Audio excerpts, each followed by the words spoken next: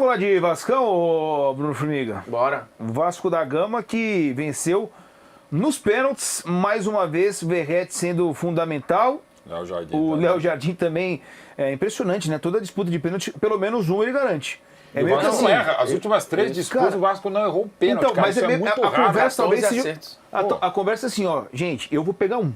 Faz lá o de vocês que a gente ganha, que a gente classifica. Tá rolando. Impressionante, cara. De todos, claro. Do e Léo repetindo também. vários cobradores. Assim, que ontem o Payet não Que é mais cobrou, difícil. normalmente ele abre a cobrança e o Verratti encerra. Ontem o Verratti encerrou, o Esforça bateu em todas essas, em essa sequência.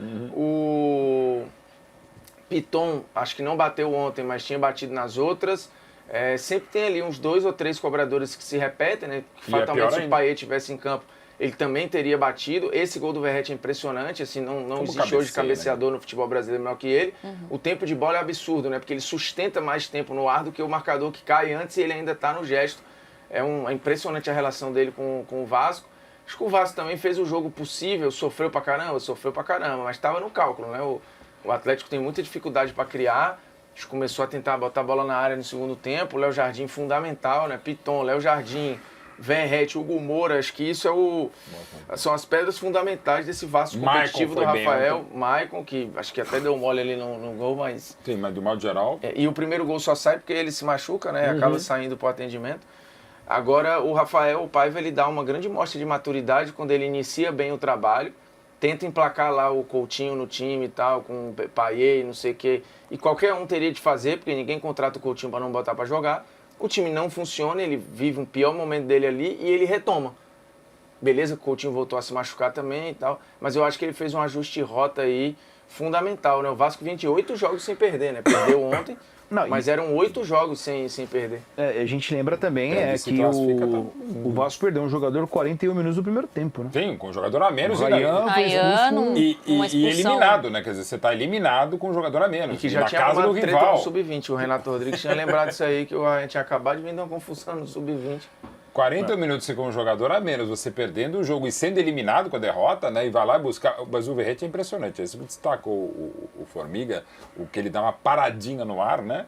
E como ele ataca a bola, ataca o espaço, ele vai ataca o zagueiro. Não é uma cabeçada fácil, né? Cara, tá na base assim que você joga bigorna pra cima, o Verratti vai ele lá e bota vai força em qualquer movimento de força, cabeça. Tempo, é impressionante, assim. Então, o que o Léo segura atrás, o Verratti na frente, o Vasco, essa coisa de acertar todos os pênaltis, que é muito importante, evidentemente, o Léo também. E aquilo que citei do Otávio, acho que é um sentimento do vascaíno de orgulho, como foi do Corinthians, que a gente analisou até agora.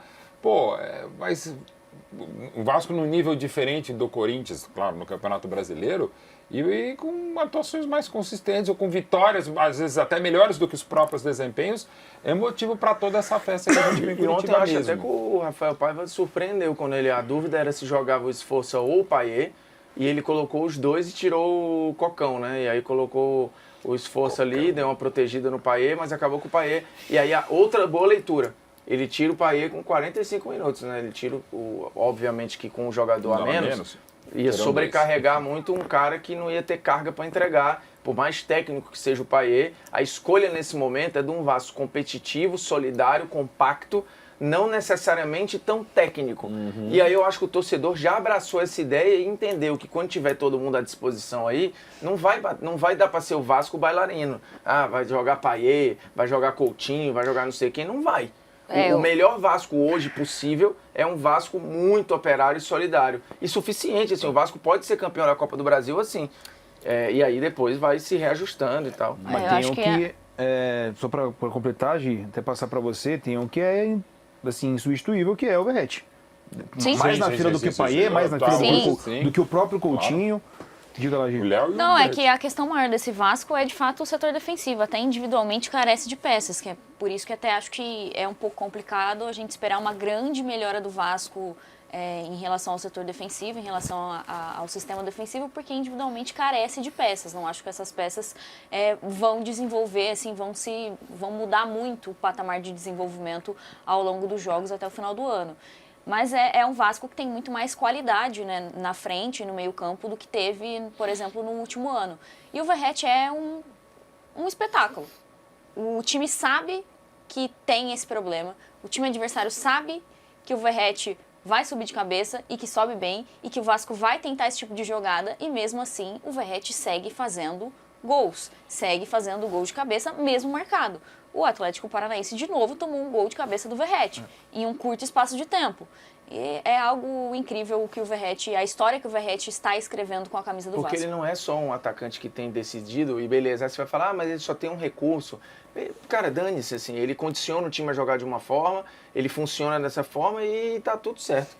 Só que o que me impressiona no Verratti não é só a quantidade de gols, né, de conversão, de eficiência, é a liderança. Como ele puxa o time para cima, como ele tá toda hora, assim, não deixando a energia baixar do time, assim, ele é um cara que se identificou, se entrelaçou um pouco com o torcedor, a forma como ele comemora a classificação ontem é muito emblemática, assim, então o Vasco tem um líder, um artilheiro, uma referência, um cara que realmente se importa nesse momento em que o Vasco está se abraçando ali para tentar se recuperar, né? O fato da 777 ter dado tudo errado e o Pedrinho, que era para ser um gestor mais da parte do clube, outra administração que não do futebol, teve que resolver essa situação. Não é fácil o que o Pedrinho está passando, não é fácil, mas é um Vasco que começou a se dar as mãos ali e está conseguindo sobreviver, né? Tem perspectivas competitivas aí, volta a uma semifinal depois de 13 anos de Copa do Brasil, a última foi em 2011, e cara, quem está numa semifinal pode ser campeão.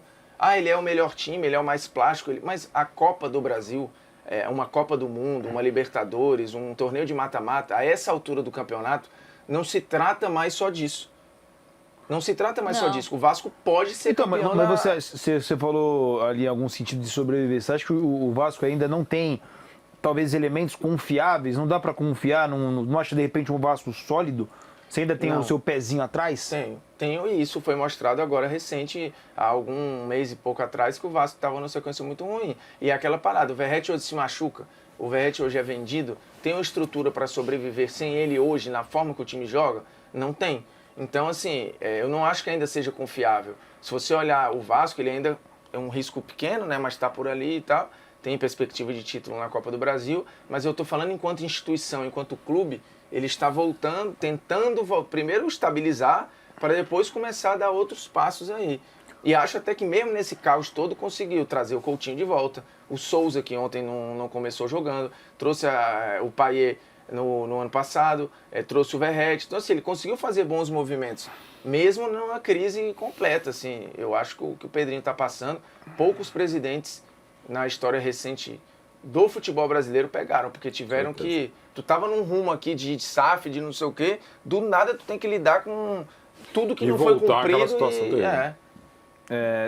A gente falava sobre o Corinthians, talvez do outro lado da chave ser o time não favorito. Isso se aplica ao Vasco também? Quem passar de São Paulo e Atlético Mineiro também é o favorito contra o Vasco? Eu acho que, tecnicamente falando, são times melhores, né? Apesar do Atlético Mineiro. E aguardemos, assim, mas assim, muito favorito, mas de novo, eu não acho que a Copa do Brasil, ela não se trata só disso, né? Assim, sim. Então... Mas em termos de Corinthians e Vasco da Gama, quem surpreenderia? Vocês ficariam mais surpresos com quem? Chegando à final? Ou vencer ou chegando até mesmo a final. Ou a final fosse essa. Ou a final fosse essa, conquistasse. Porque eu acho que o Vasco. São dois times que a gente pega no ano passado também que sofreram. O Corinthians até mais esse ano sofre que o Vasco, mas eu acho que o Vasco, assim, até porque o Corinthians vem de 3 semifinais seguidas de Copa do Brasil. Desculpa, não é mais surpresa. Desde o título, né? O Vasco não chega a 13 anos, pô. Então, assim, desde o título do Vasco em 2011. Foi ano passado? Ano passado, uma galera deu o Vasco como rebaixado, pô. Sim. Se não chega o Ramon Dias, o Vasco na última rodada, né? Mais até que o próprio Corinthians. Ela chega na última rodada, inclusive com aquela grande vitória corintiana em São Januário. Eu acho esse ano mais... Inclusive, tá sem... É um técnico que você não sabe ainda. A Tainá chamou ontem do ficante fixo, né? O Rafael Paiva virou o esquema... bom. Ficou, qual é a sua situação? É namoro, amizade, é peguete? Estamos levando, né? Tá aí, velho, e vai. Mas não pode ficar com outro. Não pode. Não pode, né? Só com ficante fixo. Aí, você, VH, já teve momentos de ficante fixo? Hã? Você? Já teve? Não. Peguete fixo, nunca rolou? Não gosto dessas brincadeiras, não. Eu sou um homem sério, né? Quer estar comigo, é pra construir negócio, entendeu?